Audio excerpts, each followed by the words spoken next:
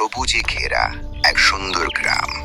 গ্রামের পাশেই ছিল একটি বড় নদী, আর তার ধারে ঘন জঙ্গল। সেই জঙ্গলে থাকতো এক চালাক শিয়াল, যার নাম ছিল শিবু। আর নদীর ধারে থাকতো এক বুদ্ধিমান ও সতর্ক হাঁস, যার নাম হাসু।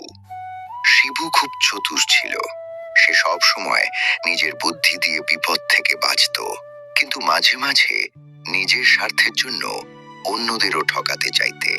অন্যদিকে হাসু ছিল শান্ত, দয়ালু, কিন্তু খুবই সতর্ক। সে কাউকে সহজে বিশ্বাস করত না। একদিন সকালে শিবু নদীর ধারে হাঁটছিল আর মনে মনে ভাবছিল, আহা, কি সুন্দর সকাল!